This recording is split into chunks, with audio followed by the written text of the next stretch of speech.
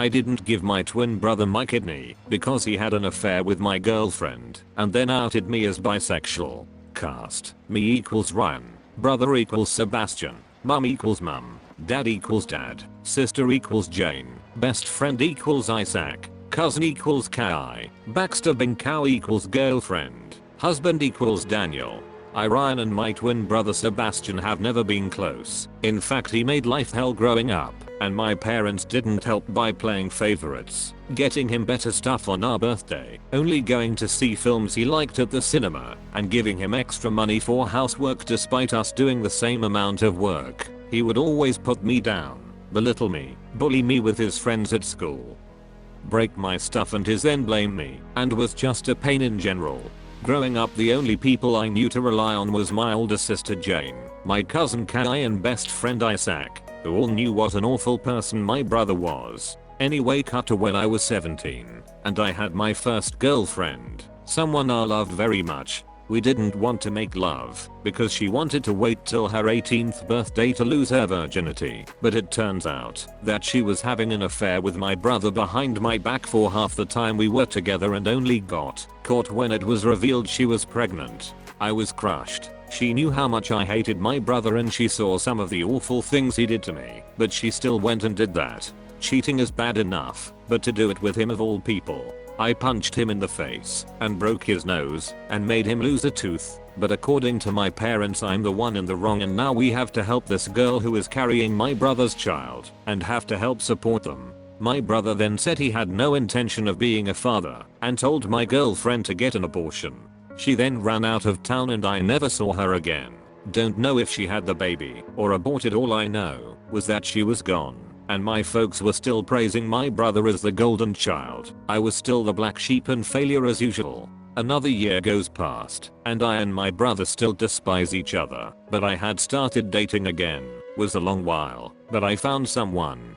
Found a boy I liked. I'm bisexual and this new guy Daniel I had met at college caught my eye. He was deaf, and I studied sign language out of boredom, so we got talking, and things just seemed to click. We date. Fall in love, bring him to my friend Isaac's party to introduce him to friends and all feels great. At this point the only one who knew I was bi was Isaac, but one day walking into a cinema holding my boyfriend's hand I bump into my evil twin. He points, laughs, and says some homophobic remarks. I tell him to go F himself, and I'd go see a movie with my arm around my boyfriend. When I got home, after dropping my boyfriend home, I knew I'd be facing something as I walked through the front door. I saw both my parents on the sofa, my mother crying about how on earth could she have given birth to someone so disgusting. Was it too much to hope she saw the light and was talking about my brother? But nope, she was talking about me and how I'm a stain on our family's name. My father gets up to yell at me, spout homophobic remarks and slurs. At this point I see my brother up the staircase with a crap-eating grin on his face. He then comes down and says he's uncomfortable with sharing a room with a gay and my folks kick me out there and then. With what little clothes and money I had I went to Isaac's house and his family took me in, where I stayed for 6 months actually experiencing familial love and affection, and Isaac's mother and stepdad I consider my own parents now. Eventually, I, Daniel, and Isaac all get a 2-bedroom flat together and all is good for the time being.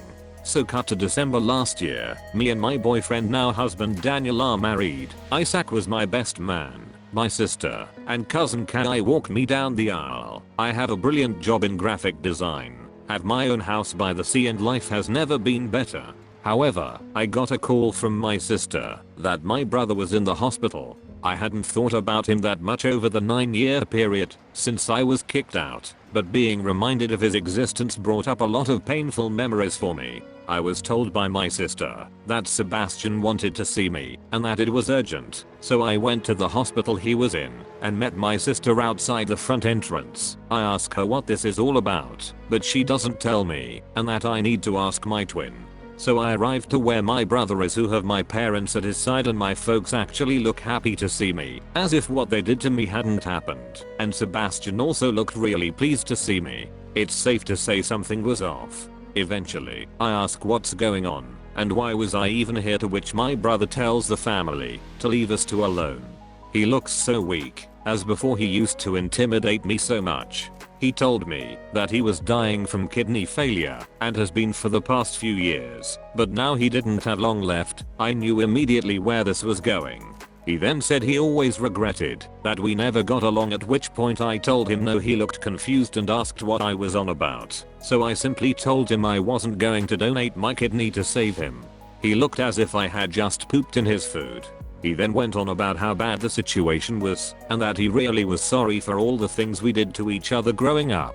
Like, excuse me, we did to each other? I told him that I just wanted a brother growing up that cared for and loved me, who wouldn't try and break me every day for 18 years. He then called in our mum and dad and told them that I wasn't going to give up my kidney. They then started to spout off that I owed them for my existence and that I have a duty to look after my family. I asked them where that duty was when they kicked me out of the house, or where that duty was every time my brother gave me a black eye, or their duty was to look after their grandchild when Sebastian decided he didn't want to be a father.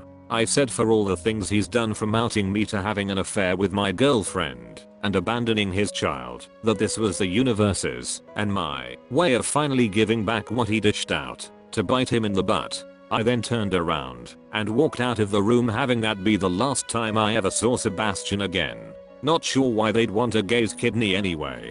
I walked past my sister, who gave me a look. I gave her a look back, who then, in turn, gave me a look that said I understand. After leaving the hospital, I felt as if a great weight had been taken off my shoulders. I went home and never looked back, pleased with my decision. Last week I get a call from my sister, calling to inform me that Sebastian had died. She asked if I was okay, and I said I was, that I didn't really feel anything, in all honesty. She said she understood to a degree, as Sebastian hadn't been all that kind to her over the years either. I had my husband and Isaac there to support me. Honestly, at this point Isaac may as well be our adopted child, since he's living with us till this whole situation with the world is over. The next day I was getting calls and texts from family members I hadn't spoken to in years, telling me that I'm going to hell for being a bad son, being a bad brother, and for being a gay, and that I and my husband don't deserve children. Hubby and I have been looking into adoption and surrogacy. This makes me second guess my choice of not giving my brother my kidney. Even in death is making things harder for me. I did wonder if I was a bad person and if I made the wrong decision. But I knew that if I was in that position I would have been left for dead. Screw him. Other bits of information that may clear things up. His renal failure was from living a hardcore lifestyle of drugs and alcohol. My folks and sister did get themselves tested to see if they are matches, and none of them were. I disowned them of being my family years ago, apart from Jane, so when I got married I took my husband's last name and hyphenate with Isaac's last name, to which his folks were very pleased about. Some family, Kay's folks and my dad's brother, have actually called to see how I'm doing and say they don't judge me for what happened. Others, however, have continued with said abuse, whom I have now blocked. If he had been a good brother throughout my life, I'd have done it without a second thought. I'd have done the same for Jane, Kai, Isaac, and my husband. But I felt he didn't deserve it.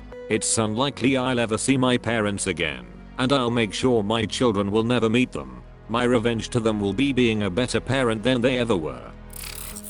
Standing up to my workplace bully led to unforeseen consequences. Let me start this one out by saying that I fully intended to seek revenge on the person in this story, but the aftershock of the eventual confrontation is what led to the aforementioned consequences, rather than by my direct actions. I work in the UK for a large technology company doing software support. I'm part of a team that has members all over the world. I've been in this job for around 10 years, and other than the major issues I've had with this guy, I truly enjoy my job. When I started with the company, I wouldn't say that I was green. I had about 7 years of industry experience under my belt. I was definitely inexperienced with the company, but the job that I had been hired to do used technologies that I was more than comfortable with. The point I'm trying to convey here is that I wasn't completely oblivious to all of the applications supported by our company. Everyone in my team, around 30 of us, was very nice and was very keen to help, except for Shane.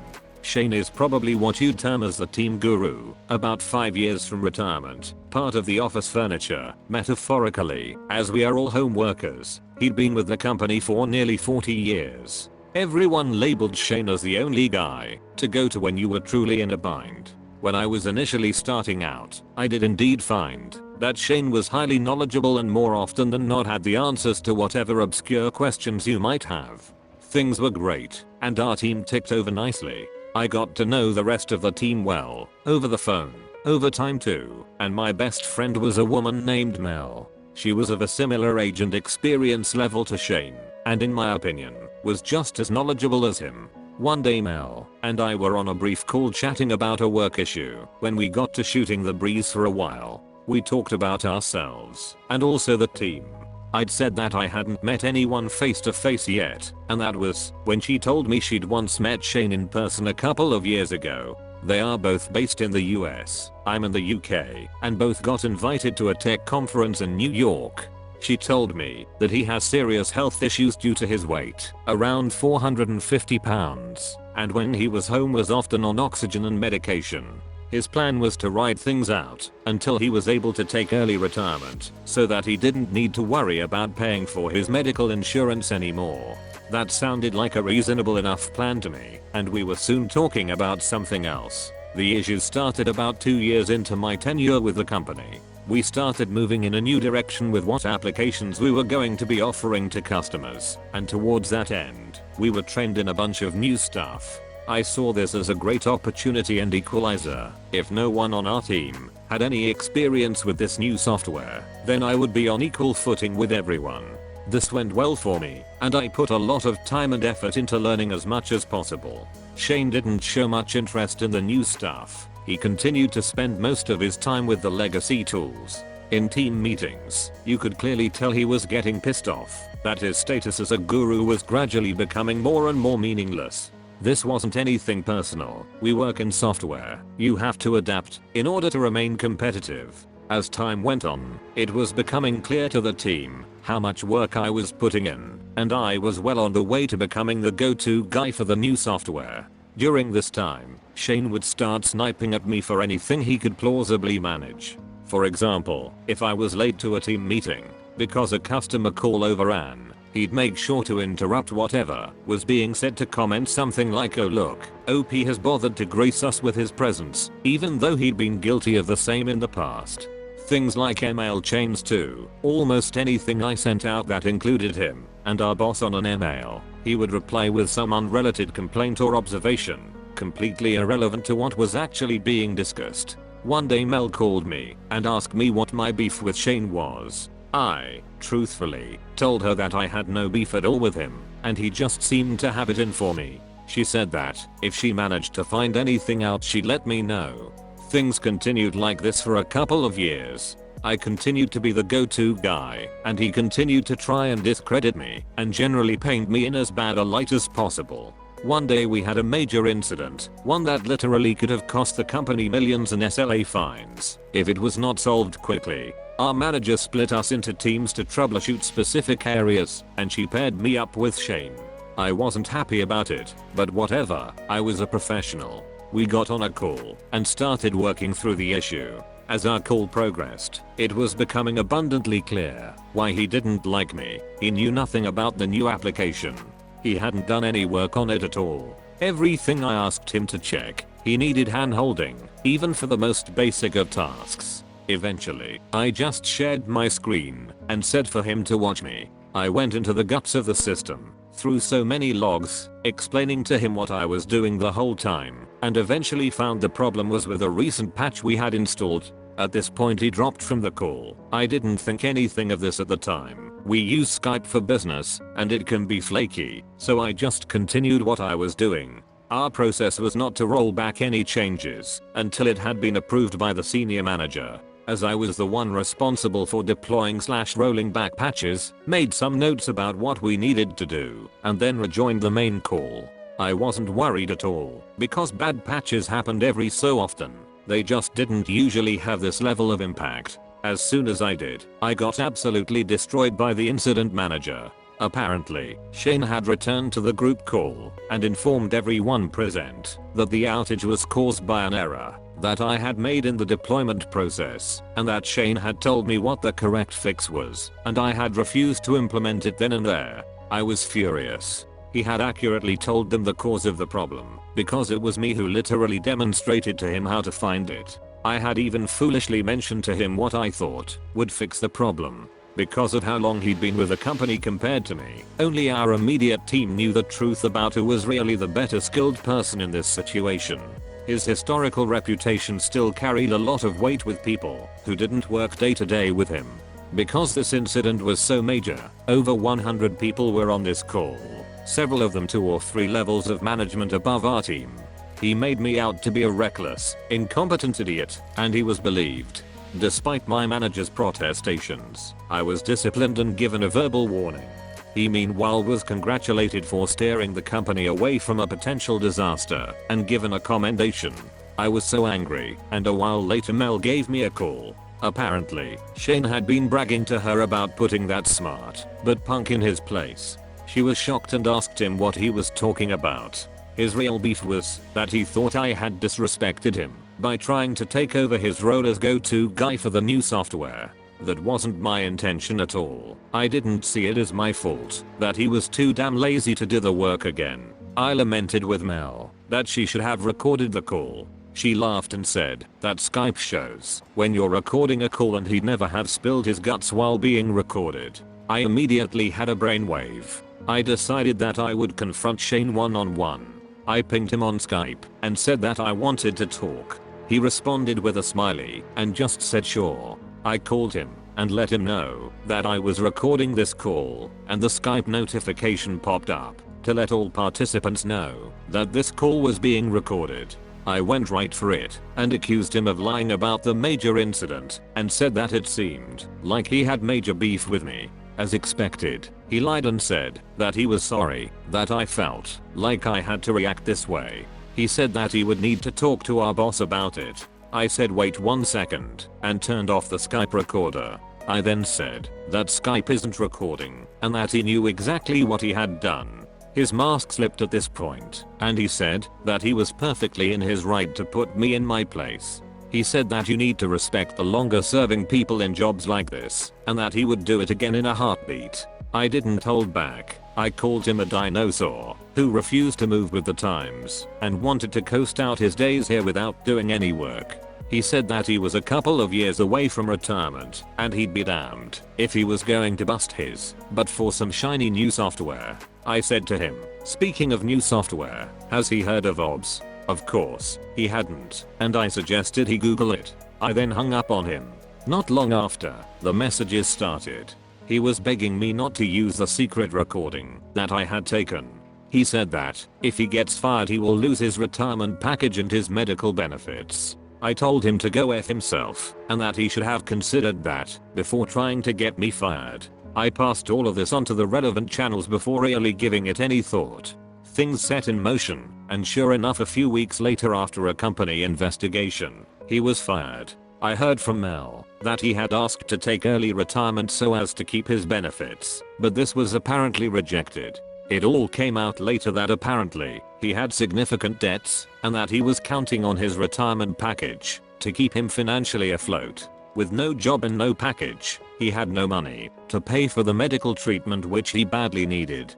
He was in no state to get himself a new job, and his skills had stagnated so badly that he couldn't even get a new job online. Mel told me that he died about 6 months after this whole incident due to his ongoing health issues. I felt conflicted about this for a while. Sharing that recording obviously contributed to his death, but I don't know how bad I feel about it. I'm a young guy trying to build my career, and he actively tried to destroy me. I should maybe have held off when he pleaded for me not to reveal the truth, but he was old enough and wise enough to not engage in the childish games he played.